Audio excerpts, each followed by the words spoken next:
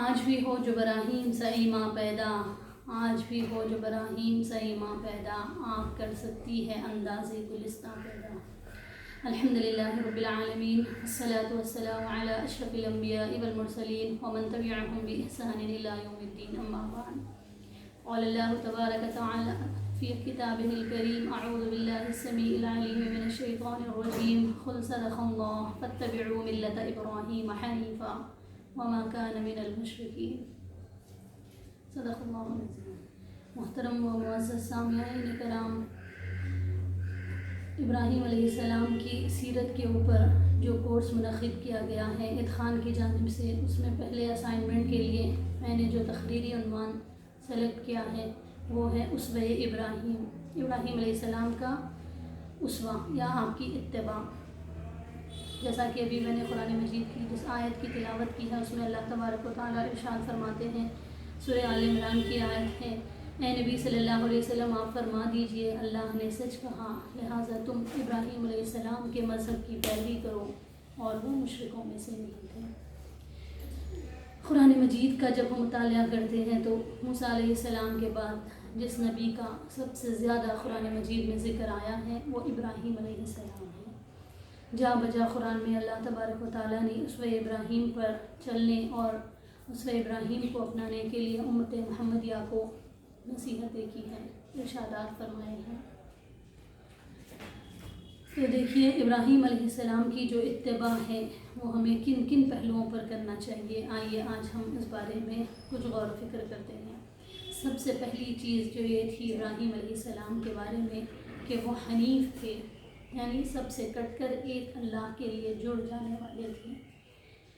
جیسا کہ ابراہیم علیہ السلام کی پوری زندگی پر روشنی ڈالے تو ہم کو معلوم ہوتا ہے کہ انہوں نے اللہ تعالیٰ کے لیے اپنے والد کو چھوڑا، اپنے گھر بار کو چھوڑا، اپنے وطن کو چھوڑا، اور پھر آگ میں جانے کے لیے تیار ہو گئے۔ اس کے بعد جب اپنے بیٹے کو ذبح کرنے کے لیے کہا گیا تو وہ اس کے لیے بھی تیار ہو گئے۔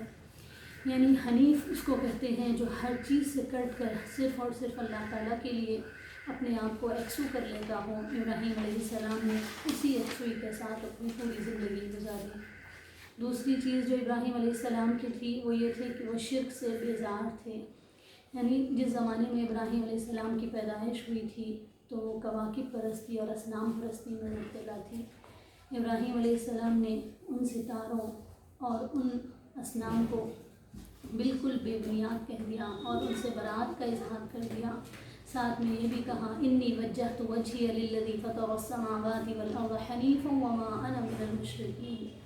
ابراہیم علیہ السلام نے ہر قسم کے شرک سے نہ صرف بیزاری کا اظہار کیا بلکہ اپنے ہر انداز کو اس میں اپنایا۔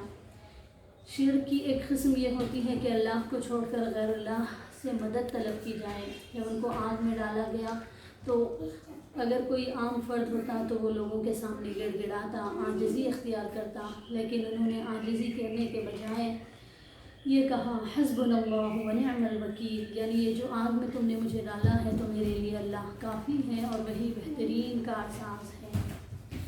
ہمارے لیے اسوہ ابراہیمی میں یہ دونوں پہلو نمایاں اہمیت کے حامل ہیں کہ ہم ہر ایک کو چھوڑ کر صرف اور صرف اللہ ہی کے مطیع ہو جائیں، اللہ ہی کے آگے اپنے سروں کو جھکائیں۔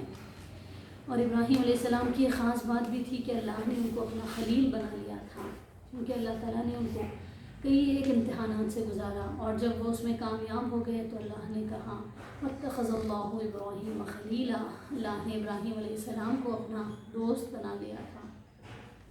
اور پھر اب امت محمدیہ کو اللہ تعالیٰ نے قرآن میں نصیحت کی ہے کہ تم اسوہ ابراہیمی کو اپناؤ۔ اسوہ ابراہیمی کو اپنانے کے سب سے زیادہ حقدار یہ نبی اور امت محمدیہ ہیں۔ امت مسلمہ کو اللہ تعالیٰ نے قرآن مجید میں یہ ہدایت دی، وَجَاهِدُوا فِي اللَّهِ حَقَّ جِهَادِهِ هُوَ اجْتَبَاكُمْ وَمَا جَعَلَ عَلَيْكُمْ فِي الدِّينِ مِنْ حَرَجٍ مِلَّةَ أَبِيكُمْ إِبْرَاهِيمَ۔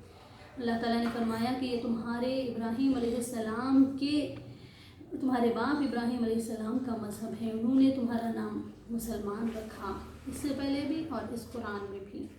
تو ابراہیم علیہ السلام کا جو مشن تھا وہ تھا اللہ کی راہ میں جد و جہد کرنا، یعنی کتنی بھی مشکل آئے، پریشانیاں آئے، تکلیف آئے، اللہ کے لیے اپنے آپ کو وقف کر دینا، اللہ کی راہ میں اپنے آپ کو لگا دینا، اپنی پوری زندگی اللہ تعالیٰ کے لیے قربان کر دینا۔ दूसरी चीज़ जो थी कि एक चुनिंदा उम्मत है, तो इब्राहीम अलैहिस्सलाम के पैरों में, उनके चुनिंदा उम्मत में उम्मत मुस्लिमा को एक ख़ास अहमियत हासिल है। और इब्लाग़ दीन यानी दीन को फैलाने के लिए अब हमारी जो ज़िम्मेदारी है, हम जिस वतन में रहते हैं, तो हमारी ये पूरी कोशिश होनी चाहिए कि जिस तरह इब्राहीम अलैहिस्सलाम ने अपनी पूरी ज़िंदगी को मुशरिकीन के सामने बतला दिया था कि किस तरह अल्लाह ताला के लिए एकसू होकर गुजारना है और उनके सामने दीन की दावत पेश करना है, तो हमारी ये ज़िम्मेदारी है कि हम भी दीन की दावत को उनके सामने पेश करें। और फिर आखिर में फ़रमाया कि अगर इसी तरह हम इब्राहीम अलैहिस्सलाम के पैरोकार बनकर और जो है उन्हीं शायर को अपना कर जिनको इब्राहीम अलैहिस्सलाम ने अपनाया था ज़िंदगी गुजारेंगे, तो अल्लाह ताला फरमा रही शरअ लकुम मिनद्दीन मा वस्सा बिही नूहन वल्लज़ी औहैना इलैका व मा वस्सैना बिही इब्राहीम व मूसा व ईसा अन अक़ीमुद्दीन व ला ततफ़र्रक़ू फ़ीह। तो उसके बाद नुसरत हमें उसी वक्त मिल सकती है, अल्लाह की मदद उसी वक्त आ सकती है जब हम इब्राहीम अलैहिस्सलाम के बताए हुए तरीक़े के मुताबिक अपनी जान को, अपने माल को, अपने वतन को, हर चीज़ को अल्लाह की राह में क़ुर्बान करने के लिए अपने तन मन धन से तैयार हो जाएँ। वमा तौफ़ीक़ी इल्ला बिल्लाह अलैहि तवक्कलतु व इलैहि उनीब।